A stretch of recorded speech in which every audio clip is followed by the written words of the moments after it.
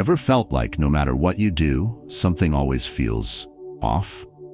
Like you're moving through life, checking every box, yet deep down something is missing. You work hard, you've built a life that looks good on the outside, but inside there's a lingering feeling something isn't right. Maybe it's a job that no longer excites you, friendships that feel forced, or a constant need to prove yourself. I know someone who felt exactly like this. A man who followed all the so-called rules of life, built a career, provided for his family, and did everything society expected. But one day he sat in his car after work, staring at the steering wheel, and asked himself, "Is this it? Is this all there is?" That moment hit him hard. He had spent years avoiding the real truths of life, the ones that once faced could have set him free, but instead he buried them under distractions, routine, and fear. Sound familiar? If you've ever felt this way, even for a moment, this video is for you. Today, we're uncovering 11 harsh truths that will challenge everything you know, but will ultimately set you free. The kind of wisdom the Stoics lived by, and the kind of insights that once accepted will change how you see the world. But before we dive in, I want to hear from you.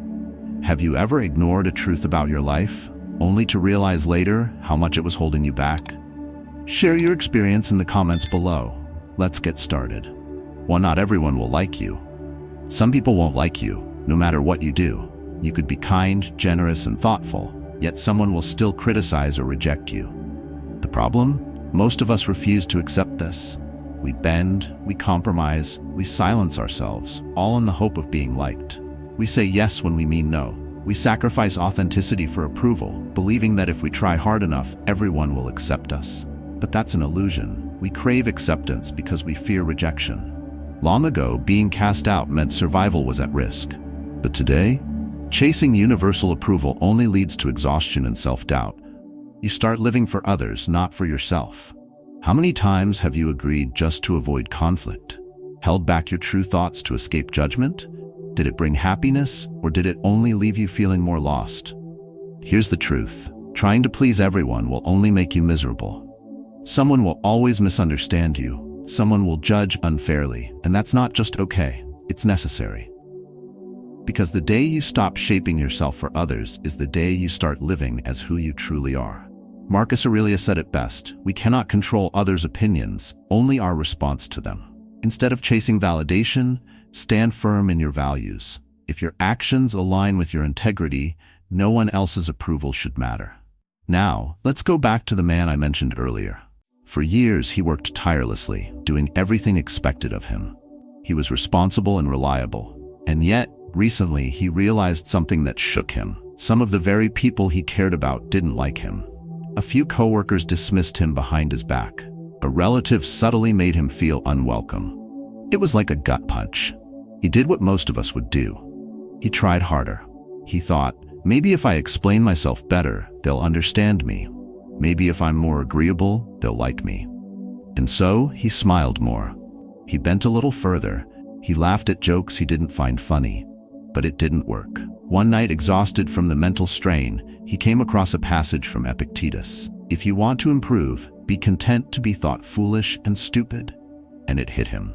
He had spent his entire life trying to be understood, when instead he should have focused on understanding himself. So, he made a choice. He stopped explaining. He stopped over-apologizing. He stopped twisting himself into someone he wasn't. And he let go. Not in anger, not in resentment, but in peace. Because what other people think is their concern, not his. Now, ask yourself, how much of your energy is wasted worrying about people who may never like you? How much of your happiness depends on external approval? Imagine what would happen if you redirected that energy. Imagine the freedom of knowing you don't have to be for everyone. And here's the beautiful part. When you stop seeking validation, you start attracting people who truly align with you. People who respect your boundaries, who value the real you, not the version of you that bends to fit their expectations. The world won't crumble if someone dislikes you, but your peace will if you keep living for others instead of yourself. And once you embrace this truth, you'll be ready for the next one. 2. Life isn't always fair. You work hard, you do everything right, yet somehow life still finds a way to knock you down. You see people cutting corners and getting ahead. You see the undeserving reap rewards while the honest struggle. And deep down, it feels wrong. When faced with injustice, most people react the same way. They resist, they dwell on it, they let it consume them. They replay the unfair moment over and over, thinking about what should have happened, what they deserved, and how they were wronged. They carry that resentment like a heavyweight, hoping it will somehow change the past. But it never does. Injustice doesn't correct itself just because we feel it's unfair. Life is indifferent to how we think it should work. The promotion you deserved, it went to someone else.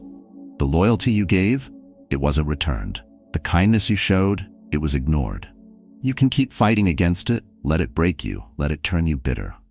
Or you can see it for what it is, an opportunity to shift your focus from what you can't control to what you can. The Stoics knew this well. Epictetus said, "It's not what happens to you, but how you react to it that matters." Fair or not, your response is what shapes you. Anger and resentment won't fix anything, but discipline and resilience will. Instead of dwelling on the loss, ask yourself, what's next?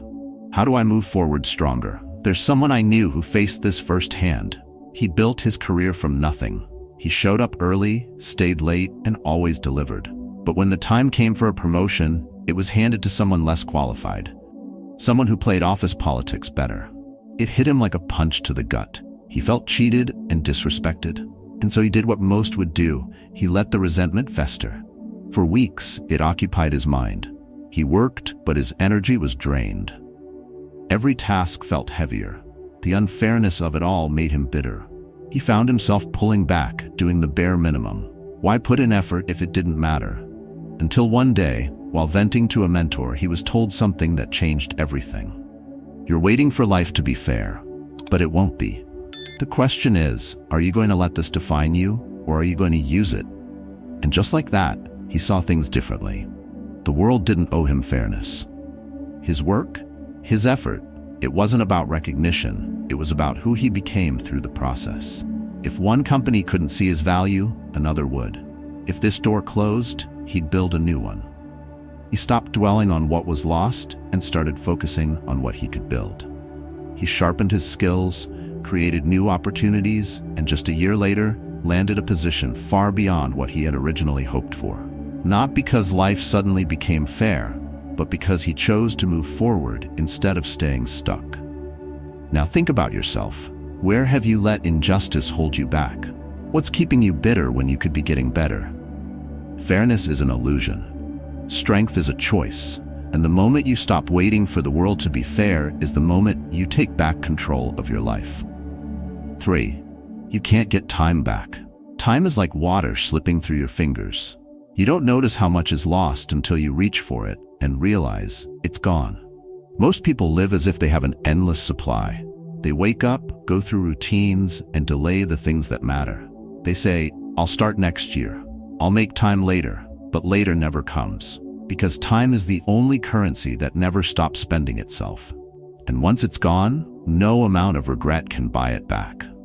Look around. How do most people spend their time? They scroll, they binge watch, and they keep themselves busy with things that bring no real value. They push their dreams aside because they're too tired, too distracted, or too comfortable. Then one day, they wake up at 40, 50, or 60 and realize the most painful truth of all. They had the time, they just wasted it. And that's when the regrets set in. Not for the things they did, but for the things they didn't, the chances they never took, the skills they never mastered, the dreams they never chased. Because at a certain point, life stops giving you new doors to open, and you're left staring at the ones you never walked through. Seneca warned about this long ago. It's not that we have a short life, but that we waste much of it. The Stoics understood something most people ignore. Time is our most valuable resource, and the greatest mistake is to waste it on things that don't matter. There was a man I knew who learned this the hard way. He spent years climbing the corporate ladder, always chasing the next milestone. His calendar was full. Meetings, deadlines, networking events. He told himself he was building a future, but in truth, he was just surviving each day. One evening, he found an old notebook buried in his drawer. A list he wrote in his 20s, things he wanted to do, places he wanted to see. He read through it slowly, realizing he hadn't checked off a single thing. And as he sat there, staring at that worn-out page, the weight of wasted years hit him. It wasn't a lack of time that held him back. It was the illusion that he always had more. That night, he made a choice. He started cutting out the distractions, the unnecessary meetings, the mindless entertainment, the meaningless obligations. He stopped waiting for one day and started living with urgency. Within a year, he had done more than he had in the last decade. Not because he had more time, but because he finally respected the time he had. Now, what about you? How much of your time is spent on things that add nothing to your life? What have you delayed, thinking you'd get to it later? You don't have to wait for regret to remind you of what's important. You have the power to change how you use your time starting now. Cut the distractions. Prioritize what truly matters. Because every wasted minute is one you will never get back. And that brings us to something even harder to accept. If you want something meaningful, you have to sacrifice for it. 4. Success demands sacrifice. Everything comes with a price. Success, freedom, mastery, none of it is free. You don't rise by doing what's easy. You don't build anything meaningful without giving something up. The question isn't whether sacrifice is required. The question is, are you willing to pay the price? Most people want success without cost. They want the rewards but hesitate at the sacrifices. They want wealth but won't part with their comforts. They want respect but won't embrace discomfort.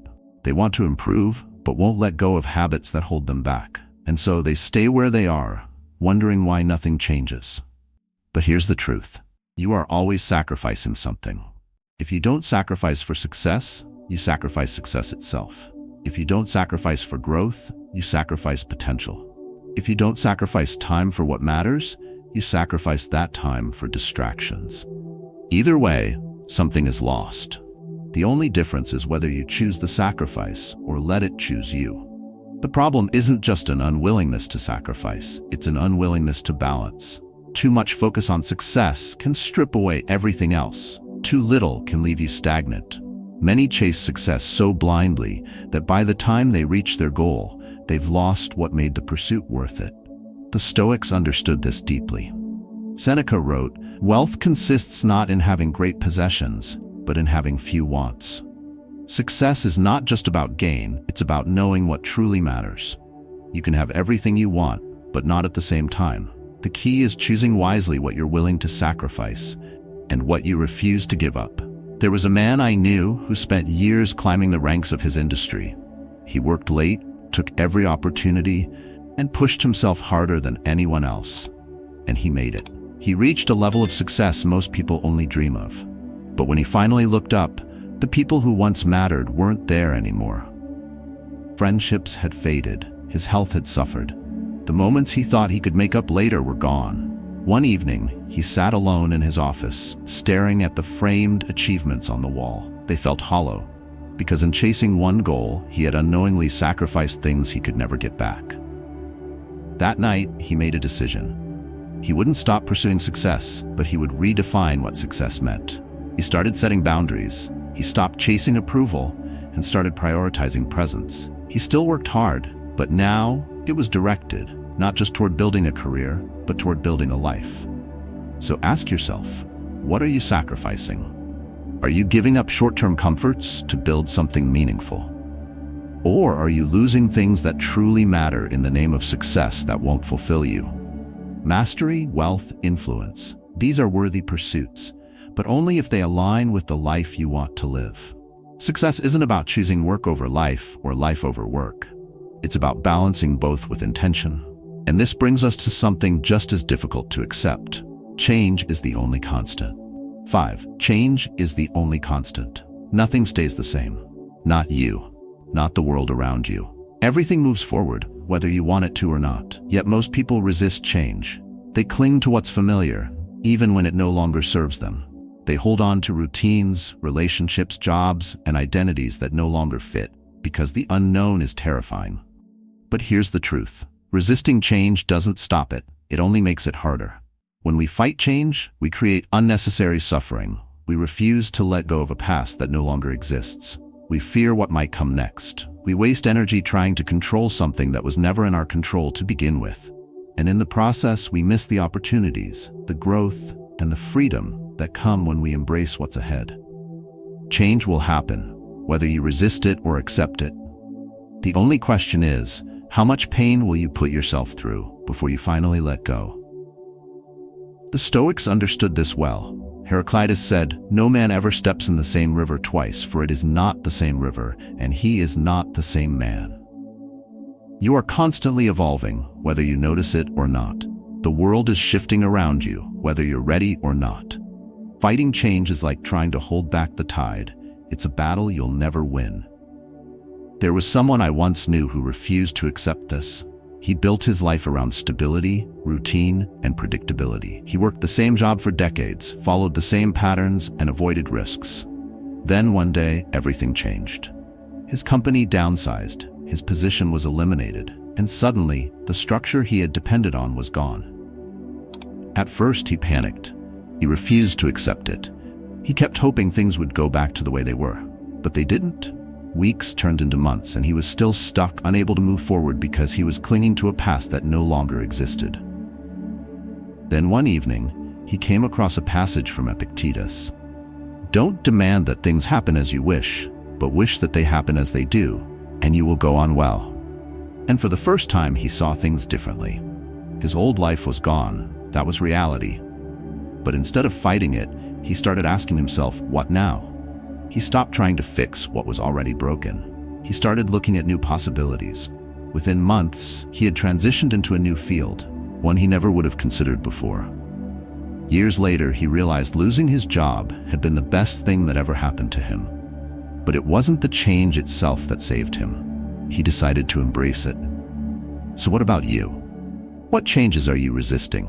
What are you clinging to, even though deep down you know it's already gone? You don't have to like change. You don't have to be fearless. But you do have to accept that it's coming, whether you're ready or not. And this brings us to another reality. Your mind is your greatest weapon or your worst enemy. 6. Your mind is your superpower. Your mind is the most powerful tool you have. It can build you up or tear you down. It can be your greatest weapon or your worst enemy. The difference? How you choose to use it. Most people let their minds run on autopilot. They absorb every worry, every negative thought, every worst-case scenario. They feed their fears, dwell on failures, and replay past mistakes. They assume that their thoughts control them, instead of realizing they control their thoughts. And what happens when you let your mind run wild? Anxiety, doubt, insecurity. You start believing every fear, every excuse, every limiting belief. Your mind becomes a prison, locking you inside your own worst thoughts. But here's the truth. You don't have to believe everything you think. A negative thought is just that, a thought. It only has power if you give it power. If you feed it, it grows. If you starve it, it fades. And the moment you realize that you take back control. The Stoics understood this well. Epictetus said, "You become what you give your attention to." If you focus on negativity, you will live in negativity. If you train your mind to focus on solutions, resilience, and inner peace, you will build a life of strength. There was a man I once knew who struggled with this. Every day his mind was filled with worries. What if I fail? What if people judge me? What if I'm not good enough? The more he entertained these thoughts, the stronger they became. They drained his confidence. They paralyzed him. He was fighting a battle, and his own mind was the enemy. One evening, after yet another sleepless night, he came across a quote from Marcus Aurelius. "The happiness of your life depends upon the quality of your thoughts." And something clicked. He wasn't weak. He wasn't doomed. He simply needed to change what he focused on. So he started making a shift. Every time a negative thought appeared, he questioned it. Instead of thinking, "What if I fail?" he asked, "What if I succeed?" Instead of, "I'm not good enough," he reminded himself, "I can improve." Slowly, things changed. He didn't become fearless overnight, but he stopped letting fear dictate his life. He realized he had a choice, to be consumed by doubt or to rise above it. Now, what about you? How do you use your mind? Do you let it control you, or do you control it? Your thoughts are not facts. They are habits. And like any habit, they can be trained, reshaped, and strengthened. You don't have to be a prisoner to your fears. You can be the master of your own mind. 7. Pain is part of the journey. Pain is unavoidable. No one escapes it. Not you, not me, not the strongest, not the wealthiest. It touches everyone, sometimes in sharp, sudden moments, sometimes as a quiet ache that lingers for years. But the real suffering? That comes not from pain itself, but from resisting it. Most people do everything in their power to avoid pain. They bury it under distractions, drown it in noise, or run from it entirely. They pretend it doesn't exist, convincing themselves that if they just ignore it long enough, it will disappear. But it never does. It waits, it festers, and when it finally resurfaces, it's stronger than before. Avoiding pain doesn't erase it, it amplifies it. Think about it. A relationship falls apart, and instead of facing the heartbreak, you dive into work, hoping busyness will erase the loss. A personal failure stings, so you numb yourself with entertainment, alcohol, or empty pleasures, hoping to forget. But late at night, when everything is quiet, the pain is still there, whispering, reminding, waiting for you to acknowledge it. The Stoics understood this well. Marcus Aurelius wrote, "The impediment to action advances action. What stands in the way becomes the way." Pain isn't the enemy. Pain is the teacher. It shows you where you're weak. It forces you to grow. It strips away the illusions and leaves behind the truth. There was a man I knew who learned this through love. He fell hard, deeply, completely. For years, she was his world. And then one day, without warning, she left. No explanation, no closure, just silence. At first, he did what most would do. He tried to fill the void. He went out more, surrounded himself with people, convinced himself he didn't care. But the pain followed him everywhere, in the spaces between conversations, in the quiet moments before sleep. He realized that no amount of distraction could erase the truth. He was broken. One evening, after months of running, he sat alone in his apartment. No distractions, no noise, just himself and the weight of what he had lost. He let it in, the grief, the anger, the emptiness. And in that moment, he understood something. Pain wasn't his enemy. Pain was his way through. So he stopped resisting. Instead of numbing, he reflected. Instead of escaping, he faced it. And slowly, things changed. The pain didn't vanish, but it became lighter. He learned from it. He grew. He found strength in what he thought would break him. Now, look at yourself. What pain have you been running from? What truth have you refused to face? Pain is not a punishment. It's a sign that something needs attention. The sooner you stop avoiding it, the sooner you can move forward. The next time you feel pain, don't push it away. Sit with it. Understand it. Ask yourself, what is this trying to teach me? Because in the end, pain is not the end of the road. It's the beginning of something greater. 8. Happiness is a choice. Happiness isn't something you find, it's something you create. Yet most people spend their lives chasing it, believing it's waiting for them in the next promotion, the next purchase, the next relationship. They tell themselves, I'll be happy when they make more money, when they move to a bigger house, when they finally get the respect they think they deserve. But the moment they get what they want, something strange happens. The feeling is temporary, the excitement fades, and soon a new desire takes its place. The cycle continues. Why? Because happiness isn't an external prize, it's an internal decision. No amount of success, wealth, or validation will ever be enough if your mind is always focused on what's missing. Most people let their happiness be dictated by things outside their control. They let circumstances, other people's opinions, or fleeting moments determine how they feel. But when your happiness is dependent on external factors, it is always fragile. Always one misfortune away from crumbling. Think about it. How often have you thought, if only I had more money, a better job, or the perfect relationship, I'd finally be happy? And yet, how many people have those things and still feel empty? The Stoics knew this well. Epictetus said, happiness and freedom begin with a clear understanding of one principle. Some things are within our control, and some things are not. If your peace is tied to things outside of you, you will always be at their mercy. But if you root it in something deeper, your mindset, your values, your ability to adapt, then nothing can shake it. There was someone I once knew who spent years chasing happiness in the wrong places. He had a high-paying job, a nice home, and the admiration of his peers. On the surface, he had it all. But inside, something was missing. He kept waiting for the next achievement to finally bring him peace. But no matter how much he accomplished, the emptiness remained. At first, he convinced himself he just needed more. a bigger house, a better car, a higher position. So he kept pushing. More hours, more pressure, more sacrifice.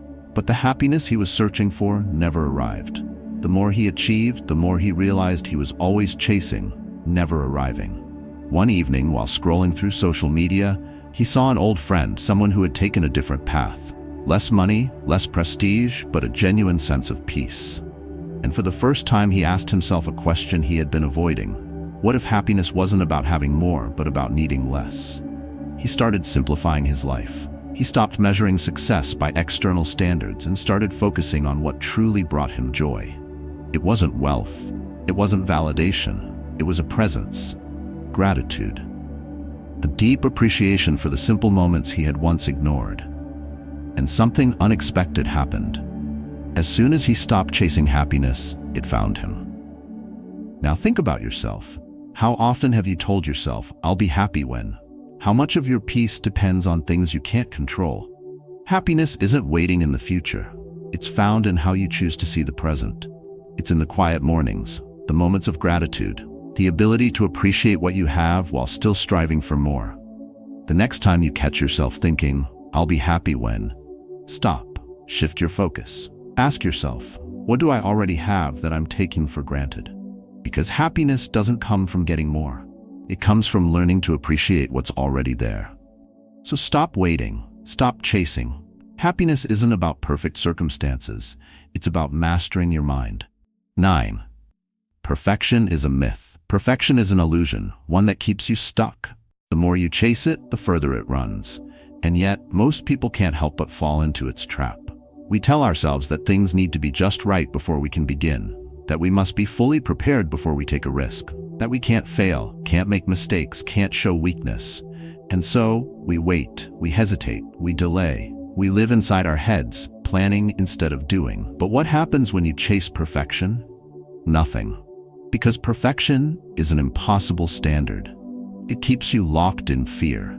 You don't start the business because you're waiting for the perfect timing. You don't pursue the passion because you're afraid you won't be the best. You don't speak up because you're scared of saying the wrong thing. And so life passes while you wait for a moment that never comes. Perfection is not the path to greatness. It's the road to paralysis. The Stoics understood this. Epictetus said, "If you wish to improve, be content to be thought foolish and stupid." True growth happens when you stop fearing imperfection, when you embrace the process, the mistakes, the discomfort, because action, no matter how imperfect, always moves you forward. My friend, a brilliant mind full of ideas but paralyzed by the fear of imperfection. He had a book he wanted to write, a business he wanted to start, and goals he dreamed of achieving. But each time he got close, doubt whispered in his ear. It's not ready yet. It could be better. What if people don't like it? So he kept refining, rewriting, rethinking. Years passed and nothing changed. His ideas stayed locked in his mind, untouched, because they were never perfect enough. One day, after yet another year of overthinking, he came across a quote from Marcus Aurelius. "Waste no more time arguing what a good man should be. Be one." And something shifted. For the first time, he saw perfection for what it was, a lie. He realized that waiting to be perfect was just an excuse to stay comfortable. So he stopped waiting. He launched his business before he felt ready.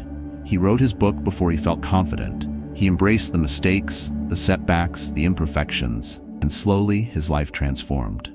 Now what about you? How many things have you put off, waiting for the right time? How many ideas have you buried because you weren't sure they were good enough? Maybe it's not a big dream you're delaying. Maybe it's something smaller, speaking up in a meeting, trying a new hobby, taking a risk in your relationships. How often have you stopped yourself because you feared getting it wrong? Imagine this. You're about to tell someone how you feel, but a voice in your head says, "What if you don't say it perfectly?" So, you stay silent, and the moment passes. Or maybe you've wanted to get in shape, but every time you think about starting, you get overwhelmed, so you do nothing. And that's how perfection steals from you, one hesitation at a time. The solution is simple, but not easy. Start before you're ready. Act before you feel confident. Move forward, even when it's messy. Next time you hesitate, remind yourself that progress beats perfection. Take the first step, however imperfect it may be, because every great thing you admire was once a rough draft, a first attempt, a flawed beginning. Failure is your greatest teacher. Failure feels like a punch to the gut. It stings, it bruises your ego, it makes you question everything, your abilities, your choices, your worth. And because of that, most people do everything in their power to avoid it. They play it safe. They only take risks when they're certain of success. They hesitate, overthink, and sometimes never take action at all because the thought of failing is too unbearable. But what they don't realize is this: by fearing failure, they fail before they even begin. The fear of failure is worse than failure itself. When you let fear dictate your actions, you shrink your world. You avoid challenges that could have made you stronger. You pass up opportunities that could have changed your life. You stay in situations that don't serve you, just because leaving feels like too big of a risk. And in the end, you realize the real failure wasn't trying and losing, it was never trying at all. But failure isn't the enemy, it's the process. The Stoics knew this well. Marcus Aurelius wrote, "The impediment to action advances action. What stands in the way becomes the way." Every setback holds a lesson. Every failure is an opportunity. The things you fear most are often the very things that will make you grow. There was a man I knew who spent years afraid to fail. He had dreams, big ones. But every time he got close to taking action, he stopped himself. What if I'm not good enough? What if I try and embarrass myself? What if people judge me? So he waited for the right moment, the right conditions, the perfect time. And in that waiting, years passed. He watched others move forward while he stood still, not because they were smarter or more talented, but because they weren't afraid to fail. One day he came across a quote from Epictetus. "How long are you going to wait before you demand the best of yourself?" And something clicked. He finally understood. He wasn't avoiding failure, he was avoiding growth. So he took the leap. He started the business he had dreamed of for years. And guess what? He failed. Hard. But instead of letting that stop him, he analyzed what went wrong, made adjustments, and tried again. And each time he failed, he got better. Until one day, he didn't fail, he succeeded. Now look at yourself. What are you avoiding because you're afraid to fail? What opportunities have you let slip away because you feared the outcome? Imagine this. You want to speak up in a meeting, but you hold back. What if I say something wrong? You want to ask someone out, but you don't. What if they reject me? You want to switch careers, but you hesitate. What if I don't make it? And so you stay silent, you stay stagnant, you stay stuck. Failure isn't what holds you back. Your fear of it does. The solution? Change the way you see failure. Instead of treating it like an endpoint, treat it like a lesson. Instead of avoiding it, use it. Every failure teaches you something. Every rejection builds resilience. Every setback is fuel for growth. 11. Comfort zones are cages. Comfort feels safe, predictable, familiar. It's the warm, secure place where nothing unexpected happens, where risk is avoided and failure is kept at a distance. But here's the harsh truth. Comfort zones are not safety nets. They are cages. Most people don't realize they're trapped. They build lives around routine, sticking to what they know and avoiding discomfort at all costs. They tell themselves they'll take that risk one day when they're more prepared, more confident, more ready. But that day never comes, because the longer you stay in comfort, the harder it becomes to leave. And so, life becomes smaller. You stay in the same job because it's easier than starting over. You hold on to relationships that no longer serve you because the idea of being alone is terrifying. You silence your dreams because the fear of failure outweighs the excitement of possibility. You trade potential for predictability. But what happens when you stay in comfort for too long? You stop growing. And eventually you start feeling restless, unfulfilled, even empty. Because deep down, a part of you knows you were meant for more. The Stoics understood this well. Seneca wrote, "It is not because things are difficult that we do not dare. It is because we do not dare that things are difficult." Every great achievement, every moment of transformation, every step towards something greater, it all begins with a choice to step into discomfort. There was someone I knew who spent his whole life playing it safe. He had a stable job, a steady routine, and never took unnecessary risks. He was comfortable. But as the years went by, something strange happened. he started feeling trapped inside the life he had built. One evening, he sat alone, thinking about everything he had wanted to do but never did. He had always dreamed of traveling, but work had always come first. He had wanted to switch careers, but fear of the unknown kept him stuck. And now, as he looked back, he realized something painful. He hadn't truly lived. He had only existed. It wasn't a dramatic moment, no big revelation, just a quiet realization that the life he had chosen for security had become a prison. So he made a decision. He booked a one-way ticket to a country he had never been to before. No plan, no backup, just a willingness to step into the unknown. And for the first time in years, he felt alive. Now, what about you? What is your comfort zone costing you? What dreams have you buried because they feel too risky? Maybe it's starting something new, a business, a skill, a relationship. Maybe it's having a hard conversation, making a bold move, or finally choosing yourself over other people's expectations. Whatever it is, if it scares you, it's probably the thing you need to do. The solution isn't to eliminate fear. Fear will always be there. The key is to act despite it. To take the first step, however small, and trust that the path will reveal itself. Every great life begins at the edge of comfort. So step forward, walk into the unknown, and watch how everything changes. Life does not wait for you to be ready. It does not pause while you hesitate. It moves, relentless, unstoppable. And if you are not careful, you will wake up one day wondering where it all went. But now, you know better. You have seen the truths that most people avoid. You understand that not everyone will like you, and that's okay. That life isn't fair, but your response to it is what matters. That time is slipping away, and success demands sacrifice. That change is constant. Your mind is your greatest weapon, and pain is not your enemy. It is your teacher. You have learned that happiness is not something you find, but something you choose. That perfection is an illusion. Failure is necessary, and your comfort zone is a prison disguised as safety. Start small. Choose one truth that resonated with you the most, and apply it today. Step out of your comfort zone, embrace discomfort, and take control of the only thing that truly belongs to you, your mind. Because at the end of your life, it won't be the easy days that define you. It will be the challenges you faced, the obstacles you overcame, and the growth you embraced. Now I want to hear from you. Which of these truths hit you the hardest? Have you ever had to face one of them in your own life? Share your story in the comments below. Let's learn from each other. Let's grow together.